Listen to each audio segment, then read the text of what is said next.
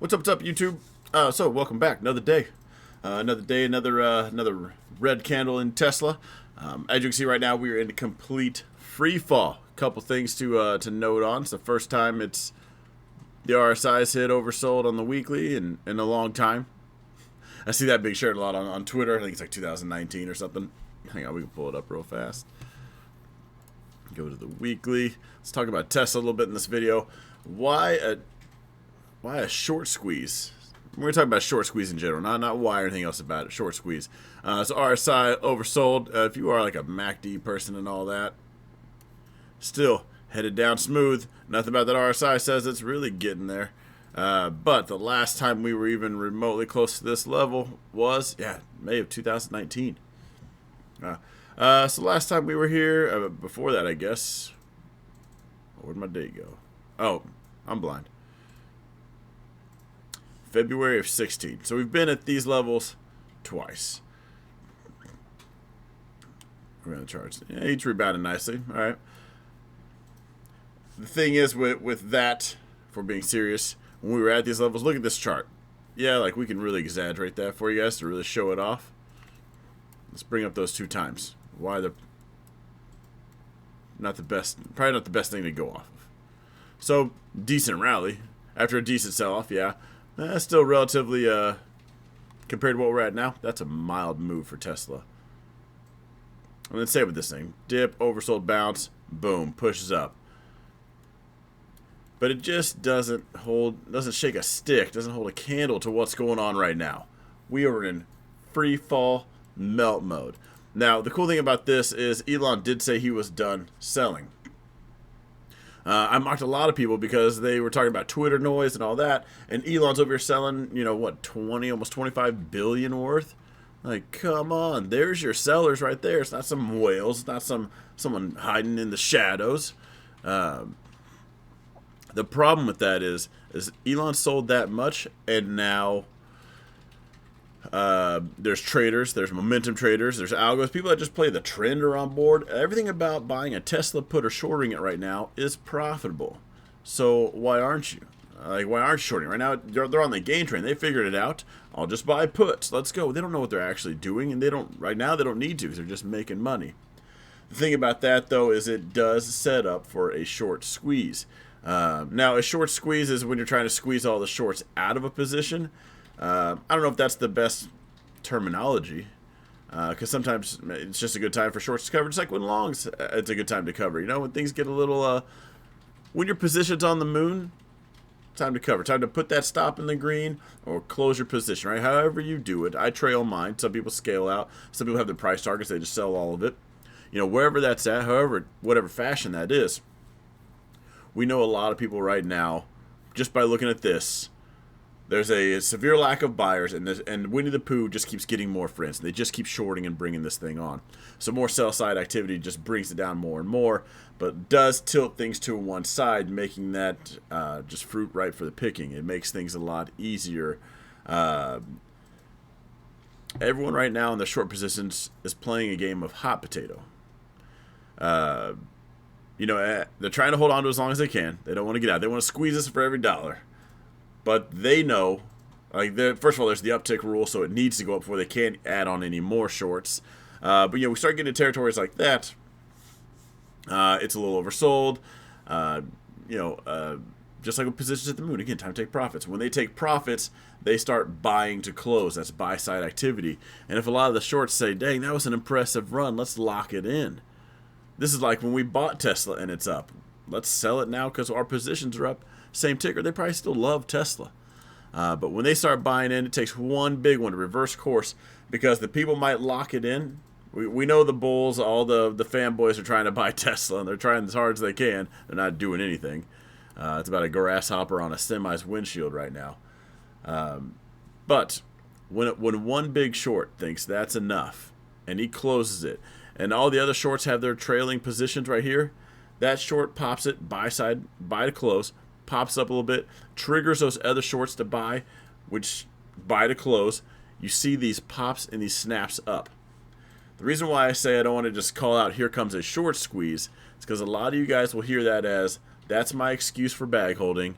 I knew there was someone out there that would agree with me. Someone would help me get to sleep at night. And your position is just red, getting redder. And the only thing you're doing right now is you're up at night Googling Warren Buffett memes, talking about how strong the fundamentals are on Tesla. So, while we are definitely on the lookout for that, I want to be careful even saying this because some of you guys will try to catch this knife. And let's say the bottom of this knife is one of these yellow zones. This is a monthly zone. That puts Tesla at, hang on, let's draw those lines. Anywhere from 35 to 45 bucks. That's would suck. Let's just talk about this one for now. Let's try to put those good vibes out there. The $95 mark. Let's say it does go to 95. How many times did you already catch that knife on the way down?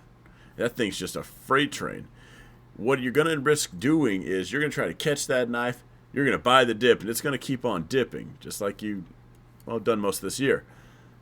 You risk putting yourself potentially past a choke point. A choke point's where you've had enough, you got to get out. Either your broker's calling you or closing the position out for you, or your wife finally tells you she's going to leave you for her boyfriend if you don't close that position right now. It's no longer a love triangle anymore. She's going to leave you for him.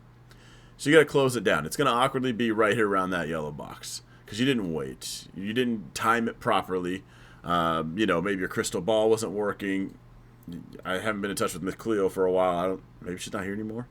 Whatever reason, the choke point is not going to be your decision later. That's going to be piss poor management on your part that you could have, prevented. But you got to ask yourself, if you're going to try to catch this knife, what if it goes to these lower levels? My number one comment right now, I just made a video talking about a Tesla rally incoming, and we're talking about a short squeeze, but I'm getting comments. The number one conversation is Tesla. I'm not burnt. I'm burnt out of all the disclaimers I have to give because I love the Tesla stock. I can talk about it all day long, but you are trying to catch a samurai sword with your eyes closed, naked. 1,000 of them, by the way, and they just, all you know is they just got dropped out of a helicopter and you're standing underneath. Good luck. It's not potentially safe. That's not a safe situation to be in. You're likely to lose a limb over this. Even in the Apple video I did earlier, so I did a live stream on Don Fran's show. Tesla's at 111. Even after that, just in the 30 minutes, it dropped from 111 to 107. This thing is moving and grooving. It's doing just fine to the downside. Again, we're playing a game of hot potato as to how far this thing can go. As far as my zones go, we got 88 to 95. I'll look for buyers at the 55 to 60. At this point, at this green zone down here, I've started an OnlyFans. I will also be the best Uber driver you've ever seen in your life. Can I borrow your car?